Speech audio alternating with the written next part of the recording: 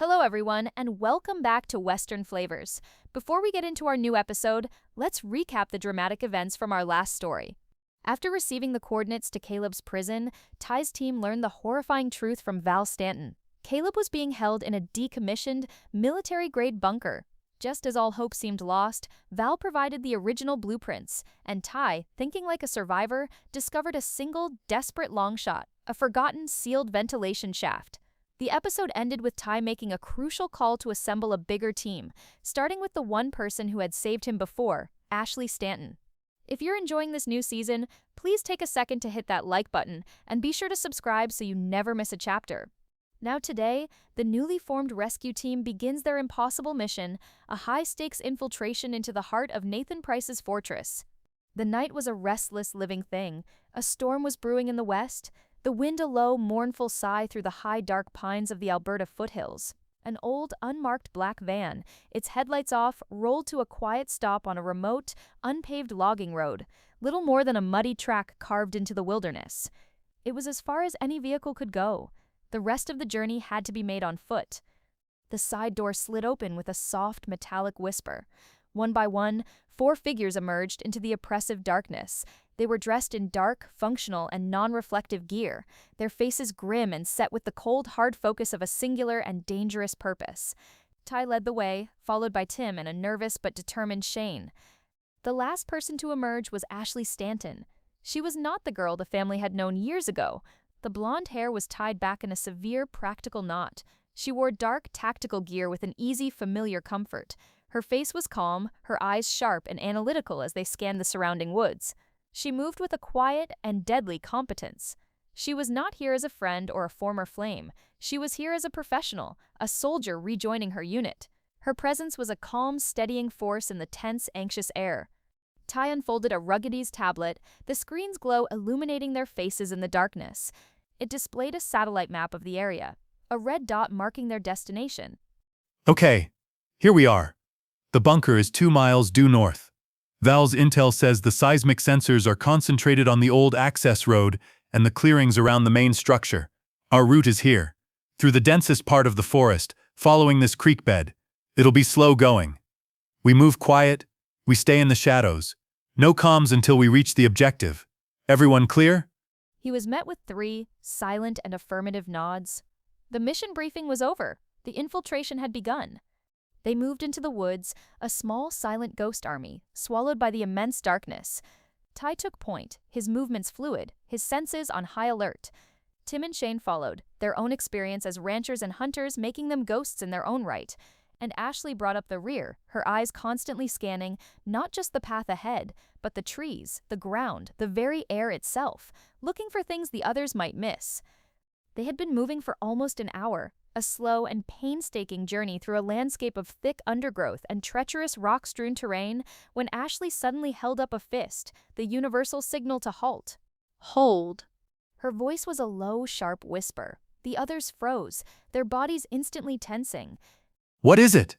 Ashley didn't answer right away. She knelt, pulling a small, handheld electronic device from her pack. She swept it slowly over the ground in front of them. The device let out a soft, almost inaudible chirp. Price has updated his security. That wasn't on the old plans. She pointed to a spot on the ground, almost completely hidden by a carpet of pine needles. It was a small, nearly invisible pressure plate, a modern addition to the bunker's decades-old defenses. If any of them had stepped on it, their mission would have been over before it had even truly begun. Tim let out a low, impressed whistle. He was beginning to understand why Ty had insisted on bringing her. Ashley didn't celebrate her find. She was already working, her fingers flying across the keypad of her device. She found the sensor's frequency and, with a few precise commands, she created a small, localized loop, making the sensor report that all was clear, a digital blind spot in Nathan's electronic fortress. Okay, we're clear, but we move even slower now. He's got new toys. They continued on, their caution now ratcheted up to a new and even more intense level. Thanks to Ashley, they found 2 more new sensors and a small motion-activated camera before they finally reached their destination. It was a small, rocky clearing, a natural bowl in the terrain that was almost completely shielded from view. And in the center of it, almost completely swallowed by moss, weeds, and the passage of 60 years, was a flat gray and featureless slab of concrete. It looked like the foundation of a building that had been torn down a lifetime ago. It looked like nothing. But they knew what it was. It was the sealed entrance to ventilation shaft 7. It was their way in. The team gathered around the concrete slab, their faces a mixture of a grim satisfaction and a new dawning apprehension. They had made it. They had reached the door. "You sure this is it?" His voice was a doubtful whisper. "Time looks like a solid block of concrete to me." Ashley knelt beside the slab, pulling out another device, a small, handheld ground-penetrating scanner. She ran it slowly over the surface of the concrete. A small screen on the device began to display a series of lines and readings. After a moment, a large, dark, and unmistakably hollow space appeared on the screen. A single triumphant beep echoed in the quiet clearing. "It's here, just like the plan said. It's hollow underneath, about 2 feet of concrete, and then nothing but air." She looked up at Ty, a small, grim smile on her face. "We're in the right place. Now for the hard part." The hard part. Ashley's words were a masterpiece of an understatement. Staring at the solid, 2-foot-thick slab of reinforced concrete, the task seemed not just hard, but impossible. The wind howled through the trees above them, a mournful and impatient sound. The first cold drops of the coming storm began to fall, plastering their dark clothes to their skin. Tim was the first to voice their collective thought, his voice a low, frustrated growl. "So how the hell are we supposed to get through that? We can't use explosives, and a jackhammer would wake up the whole damn county." Ashley didn't answer right away. She was already working, pulling equipment from the large, heavy pack she had been carrying. She worked with a calm and impressive efficiency, her movements precise and economical. She was no longer just Ashley. She was a soldier, an operator, a woman with a very specific and very dangerous set of skills. "We're not going to break it, we're going to cut it." She laid out a strange and compact piece of equipment on the ground. It was a diamond wire saw, a high-tech and almost completely silent cutting tool, another gift from Val Stanton's extensive and morally ambiguous collection of resources. "It won't be fast, but it will be quiet. Shane, I need you to set up the portable power cell.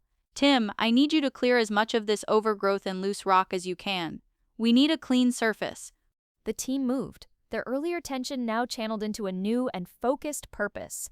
Shane quickly and quietly hooked up the power cell, a small but powerful lithium battery. Tim, using a crowbar with a quiet and brutal efficiency, began to pry away the dirt and moss that had caked the concrete slab for decades. Ty knelt beside Ashley, watching as she assembled the saw. "You know how to use this thing?" "I know how to use a lot of things you don't know about, Borden." She said it with a small, grim smile, a flash of the old competitive fire that had always existed between them. It was a small and welcome moment of a strange and dangerous kind of normalcy. With the surface cleared, they began the arduous and nerve-wracking process of the breach. Ashley and Ty worked together, guiding the thin, diamond-laced wire as it began to bite into the 60-year-old concrete. The only sound was a low, high-pitched hiss, a sound that was easily swallowed by the rising wind and the drumming of the rain. It was a slow and agonizing process. They worked in shifts, the saw glowing a dull, angry red as it slowly, painstakingly carved a neat circular hole in the slab. Every minute felt like an hour. Every shadow that flickered at the edge of the clearing was a Price security patrol. Every gust of wind was the sound of an approaching vehicle. But they were alone. The arrogance of the bunker's design was their greatest ally. No one was watching a place that they did not believe could be breached. After what felt like a lifetime, the wire finally cut through the last inch of concrete. They had a perfect 2.5-foot circular plug. Tim, using the crowbar and his own immense strength, wedged it into the thin cut, and with a great grunting heave, he pried the massive concrete disc loose. With a low grinding scrape, the plug gave way. They lifted it and moved it aside. And there it was. A hole. A perfect circular and impossibly black hole leading down into the bowels of the earth. A foul, stale, and cold air rushed out to meet them, the smell of a tomb that had not been opened in half a century. Ashley was the first to move. She anchored a set of thin, high-tensile climbing ropes to the base of a massive, ancient pine tree, and, without a word, she tossed them down into the darkness. She clipped a descender to her harness, checked it twice, and then, with the easy confidence of an experienced climber, she stepped off the edge and into the abyss. One by one, the others followed. The journey down was a slow, claustrophobic nightmare. The shaft was narrow, the air thick and hard to breathe. The only light came from the small, powerful headlamps on their helmets, their beams cutting sharp and insufficient cones of light into the oppressive vertical darkness. Rungs of a rusted metal service ladder, slick with decades of a damp, slimy grime, ran down one side of the shaft, a treacherous and unreliable guide. They descended, foot by foot, into the belly of the beast. The world above them, the world of the wind and the rain and the sky, disappeared, replaced by the close and suffocating press of the earth. The small circular hole of their entrance was now a distant gray and mocking star, 100 feet above them. Finally, after a descent that seemed to take an eternity, Ashley's boots touched down on something solid. A metal grate. They had reached the bottom. They were inside. They were standing in a small, dark, and silent maintenance junction, 200 feet directly beneath the surface of Nathan Price's impenetrable fortress. They were deep behind enemy lines, with no way out but forward. They landed on the solid metal grate at the bottom of the shaft with a series of soft, muffled thuds. The air in the maintenance junction was stale, cold, and carried the low, oppressive hum of the bunker's life support systems. It was the sound of a living tomb. They were in the belly of the beast. Ty immediately pulled out the tablet, its screen cutting a sharp, blue-white rectangle of light into the absolute darkness. The glowing lines of the bunker's blueprint appeared, a map to their friend, and a map of their own, potential, grave. He zoomed in on their location. Okay, we're here. Sub-level 3. He pointed to a section of the schematic. According to the plans, the main detention block is through that primary access tunnel. At the end of it, there's one final, reinforced security door. Ashley, you're up. Ashley nodded, her face all business in the pale glow of the screen. She shrugged off her main pack, leaving it with Shane, and pulled out a smaller, more specialized kit. The main electrical junction for this sector is 50 yards down this secondary conduit. It's a tight squeeze, so I'm going alone. I'll plant the device. It's not an explosive. It's a high-yield surge protector that I've modified. It'll cause a cascading, but non-lethal power failure in Wing C and trigger their fire suppression system. It should draw most of the guards away from this sector. She looked at Ty, her gaze steady. Ashley, I'll give you a 5-minute head start to get to the final door. Then I'll trigger it remotely. From the moment that alarm goes off, you'll have a 3-minute window, maximum, to get through that door before they realize it's a false alarm and come back. Understood? Understood. Be careful. You too. She gave a final, quick nod to the team, and then, without another word, she disappeared into the mouth of a dark and impossibly narrow maintenance conduit, her small headlamp beam swallowed by the darkness. She was a solitary soldier on the most critical part of the mission. The remaining 3, Ty, Tim, and Shane, were left in the silent, humming darkness. Let's move. They began to make their way down the primary access tunnel. It was a perfect concrete tube, the walls smooth and cold to the touch. The air was frigid, and their breath plumed in the beams of their headlamps. It was a place devoid of life, a sterile and soulless artery in the heart of Nathan Price's fortress. Their soft-soled boots made almost no sound on the polished concrete floor. After a walk that felt like a mile, they finally reached it, the end of the tunnel, a massive and imposing slab of a reinforced steel, the final door that stood between them and Caleb. There was a biometric hand scanner and a keypad on the wall beside it, both of them dark and inactive. We're in position. He whispered into his comms, a small throat-activated microphone that allowed for near-silent communication.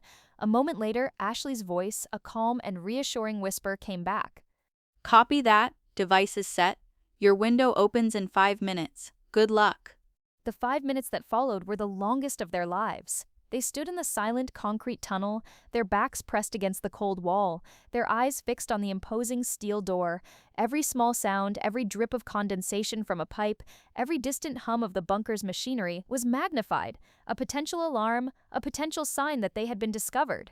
And then it happened. The long fluorescent light panels above them flickered once, twice, and then went out, plunging them into a momentary and absolute darkness. A second later, the emergency lights, a series of dim red bulbs, kicked in, bathing the corridor in a hellish crimson glow, and from a distant separate wing of the bunker, they heard it. The faint but unmistakable sound of a high-pitched wailing alarm. The diversion had worked. Now! They did not waste a second. Tim and Shane immediately began to set up the small, powerful, and almost silent thermal lance. Ty stood guard, his own weapon, a high-powered tranquilizer rifle held at the ready. They aimed the lance at the door's primary locking mechanism. A thin, brilliant, and white-hot beam of energy shot out, hitting the thick steel. There was no sound, only the hiss of superheated metal and the acrid smell of ozone. A small, perfect, and cherry-red circle began to glow on the face of the door. The race against time had begun. They had less than 3 minutes to get through. The thin, white-hot beam of the thermal lance was the only sound in the corridor, a soft and deadly hiss against the backdrop of the distant wailing alarm. The air was thick with the smell of superheated metal. Tim stood ready, his crowbar held like a weapon. Shane kept watch, his eyes darting nervously down the long, red-lit tunnel. Ty's gaze was fixed on the glowing, circular hole being carved into the steel door. Their 3-minute window was shrinking with every passing second. With a final bright flash, the lance cut through the last of the locking mechanism. Now! Tim didn't hesitate. He jammed the tip of the crowbar into the glowing cut, and with a great heaving grunt, he threw his entire weight against it. The heavy molten lock groaned, buckled, and then broke with a sharp crack. Ty pushed the massive steel door inward, swinging his tranquilizer rifle up, and was the first one through. The detention block corridor was a long, narrow tube of a pure and sterile concrete. The flashing red emergency lights painted the gray walls in a rhythmic and hellish pulse. It was empty. The diversion had worked. Cell 3. Let's go! They moved fast, their boots pounding on the concrete, a frantic and desperate race against a clock they could not see. They reached the end of the corridor. Cell 3. A small reinforced window was set in the center of the door. Ty peered through it. He saw him. Caleb was on his feet, his face pressed close to the window on his side, his eyes wide, his expression a mask of a wild and disbelieving hope. He had heard the alarm, had felt the distant thud of the lock breaking. Caleb, we're here! Stand back from the door! He shouted through the thick glass. Caleb's face broke into a wide and almost manic grin, and he stumbled back into his cell. Ashley was already at the door, pulling a small, circular object from her pack. It was a shaped, breaching charge, just powerful enough to destroy the electronic lock without bringing the whole wall down. She placed it precisely over the keypad, her movements quick and expert. Fire in the hole? She pressed a button, and they all flattened themselves against the opposite wall. The charge went off with a sharp, contained crack, a sound that was shockingly loud in the enclosed space. The electronic lock sparked, smoked, and went dead. Ty kicked the door open and rushed inside. The reunion was a collision, a brief and powerful embrace in the center of the small, gray cell. "I knew you'd come, man." His voice was a raw and rusty croak. Always. He pulled back, his eyes taking in the gaunt and bruised state of his friend. Can you walk? "I can run." A new and dangerous fire was igniting in Caleb's eyes, the fire of a man who had been caged for too long and was finally blessedly free. But their moment was cut short. A harsh, guttural shout echoed from the far end of the corridor. "We have a breach! Detention Block 3. All units respond." They had been discovered. The diversion had not held long enough. Ty looked out of the cell door. A half-dozen guards dressed in black tactical gear and armed with long electric shock batons were charging down the corridor toward them. We've got company! There was no time for stealth. There was only the fight. The brawl that followed was a brutal and chaotic explosion of a desperate violence. Ty fired the tranquilizer rifle, the small darts hitting their marks with a silent and satisfying thud, 2 of the guards crumbling to the floor before they were halfway down the hall. The remaining 4 crashed into them, and the corridor became a whirlwind of a close-quarters, life-or-death combat. Tim was a human battering ram, a roaring, furious force of nature, his massive fists a pair of blunt and devastating weapons. He took a jolt from a shock baton that would have put a normal man down, but he just roared and sent the guard flying with a single powerful shove. Caleb, weak from his captivity but fueled by a pure and righteous adrenaline, fought with a savage and feral intensity. He moved with a speed and a fury that surprised the guards, a man with absolutely nothing left to lose. He and Tim fell into a natural back-to-back formation, a perfect and powerful wall of a pure and unrestrained cowboy fury. Ashley and Shane were not brawlers, but they were smart. Ashley, seeing they were about to be overwhelmed, pulled a small silver sphere from her belt and rolled it down the corridor. It exploded with a blinding, disorienting flash of a white light and a deafening, high-pitched scream, a non-lethal flashbang that sent the remaining guards staggering back, their senses completely overloaded. It was the opening they needed. Go, now, back to the shaft! They began a fighting retreat, dragging their 2 tranquilized prisoners with them, their path lit by the frantic and pulsing red alarm lights. They had their man, but they were not out yet, and they could already hear the sound of heavier and more numerous footsteps approaching from the other end of the bunker. Ashley's warning was punctuated by a new and far more terrifying sound. A deep, guttural, and impossibly loud alarm began to blare through the entire bunker, a sound that vibrated in their very bones. It was followed by a series of heavy, metallic booms as thick, steel lockdown doors began to slam shut in the distant corridors. The fortress was waking up, and it was angry. Go now! There was no time for a strategic retreat. There was only a frantic and desperate sprint for their lives. They raced back down the long, red-lit access tunnel, a small, ragged group of fugitives. Tim and Shane took Caleb, one on each side, half carrying, half dragging their weakened but adrenaline-fueled friend between them. Caleb, despite the pain, was grinning, a wild, almost feral look in his eyes, the look of a man who had been freed from his cage and was tasting the air of a good old-fashioned fight again. Ty and Ashley covered their rear. As they rounded a corner, they saw a new wave of guards, better armed and wearing heavier body armor, charging toward them from across corridor. They're cutting us off. Without breaking stride, she pulled another small cylindrical device from her belt. Cover your ears. She threw it. The device clattered on the concrete floor and exploded, not with a bang, but with a thick and instantaneous cloud of a dense black smoke. It was a military-grade smoke grenade, and it instantly filled the corridor, swallowing the advancing guards in an impenetrable, choking darkness. The diversion bought them the precious seconds they needed. They reached the maintenance junction at the bottom of the ventilation shaft and scrambled inside, sealing the heavy service door behind them just as the first of the disoriented guards stumbled out of the smoke. They were safe, for now. But they were trapped in a small dark room with a private army on the other side of the door and a 200-foot vertical climb as their only way out. Ashley was already working, her movements a blur of a cool professional competence. She unclipped the ropes from her harness, and with a speed born of a long and dangerous practice, she rigged a crude but effective pulley system, anchoring it to the rusted but still solid steel supports of the shaft itself. Okay, Caleb, you're going up first. Tim, you're the engine. You're going to be hoisting. Ty, Shane, you're on the guide ropes. Keep him centered, and keep him from slamming into the ladder. What about you? I'm going up last. I'll be their welcoming committee if they decide to come in after us. She pulled a small but vicious-looking handgun from a holster on her thigh, a weapon they had not seen before, and took up a defensive position, aiming it at the door. The ascent was a slow and agonizing nightmare. Tim, his muscles straining, his face a mask of a pure and grunting effort, began to haul on the rope. Caleb, clipped into a harness, began his slow, swinging journey up into the darkness.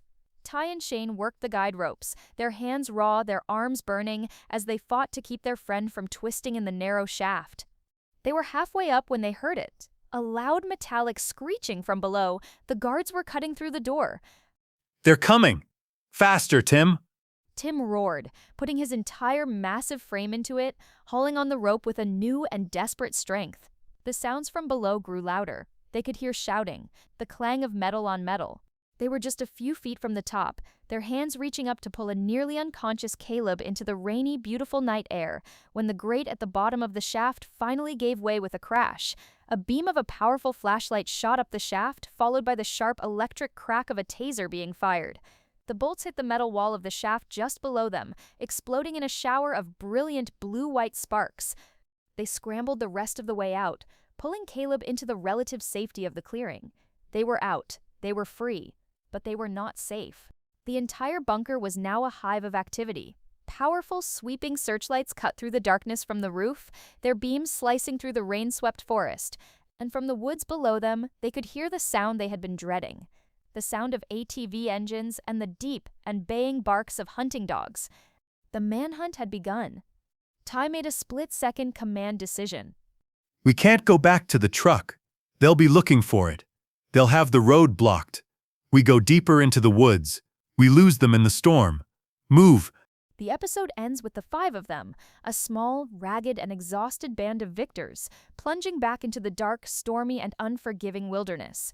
They had rescued their friend, but they were now miles from any semblance of safety, with a private and very angry army hot on their trail.